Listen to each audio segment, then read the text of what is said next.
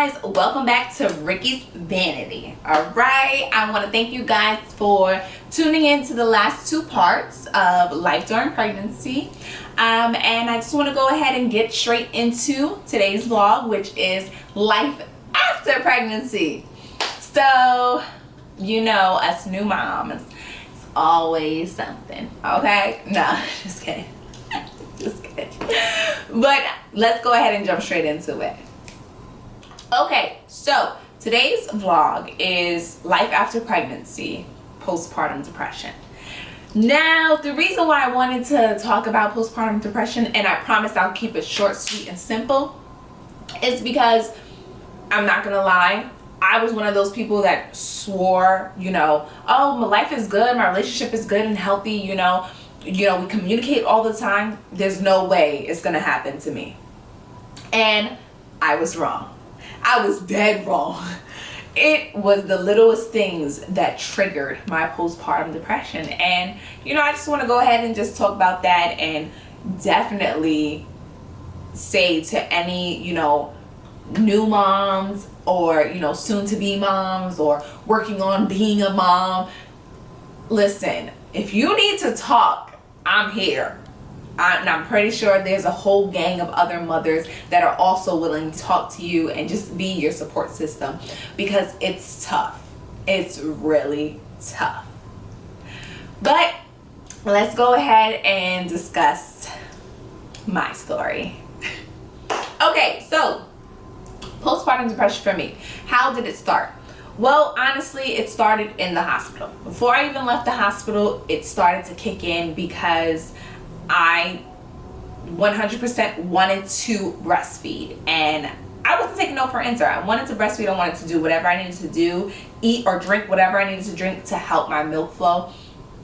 And it's not God's plan, and that's just what it was. I was able to get Kimora to latch on for the very first time as soon as she came out, and we did skin to skin, and then they said go ahead and have her latch on. She did wonderful. She latched on and she drank and she drank. And then after that, I don't know what happened. I'll tell you what happened. My little baby is a greedy little thing, okay? So she didn't want to latch on because she was getting frustrated. She was so hungry. She wanted to eat immediately. She didn't want to take the time to try and latch on.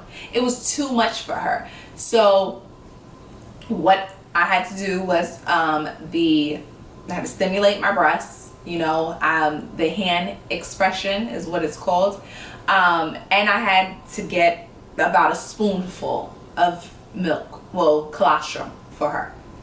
Now, that I was able to do that in the hospital, but it got to a point where nothing was coming. And I was so agitated. We tried the pump. I was barely getting anything out, and I was really getting discouraged. I felt like I was doing something wrong. Like I wasn't being her mom. I wasn't, I'm not giving her the best I can give. I just immediately started to beat myself up about it. And it was driving me crazy because I would tell myself, why are you doing that? Why are you beating yourself up? Like, it's not your fault. But it feels like it is. It feels like your whole world is crashing. Like, your shoulders are so heavy. But I was able to get whatever I could get out for Kimora, and every now and then she would latch on when she felt like it, and that's just what it was, when she felt like it. And we got home, things were good. I was extremely tired. I was sleep deprived, and Kendall and my mom and Kendall's mom and Trey, everyone was great. They were all here and supporting me. And it was when my mom left after the first 2 weeks. I felt it. I knew the moment she got out my car and went into that airport, I was gonna break down. And that's what I did. I didn't tell Kendall, but I cried the whole way home. I was so sad that my mom was leaving me, because those 2 weeks, oh my goodness, you don't understand how much she helped out.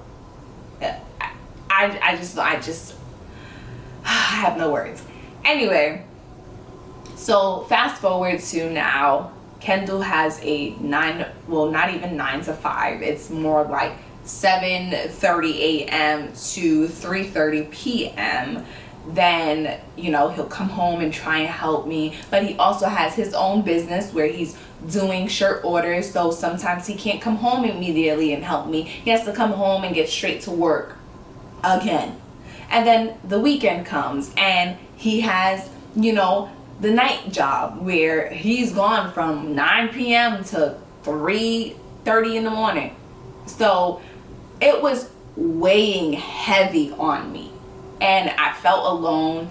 I felt like my relationship was being challenged extremely. We've yelled at each other. We've gone back and forth. We've had multiple conversations. And we're finally at a point where it's great. But before it got good, it got worse. It got so bad before it could get better.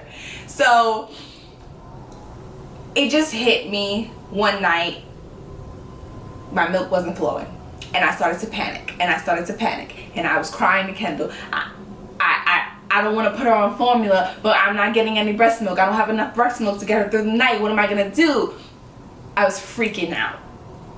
And Kendall and his mother said, you know what? It is what it is. If we gotta put her on formula, we gotta put her on formula.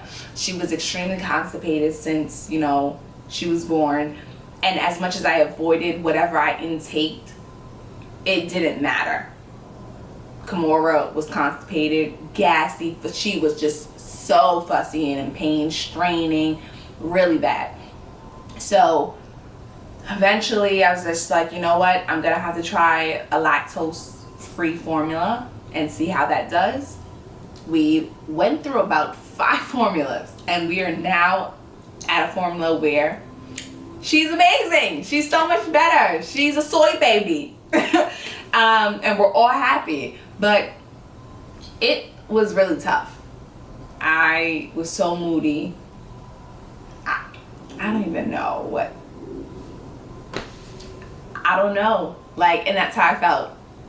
I don't know what's going on with me. I'm just so moody. One day I hated Kendall. One day I loved him. One day I'm like, why aren't you touching me?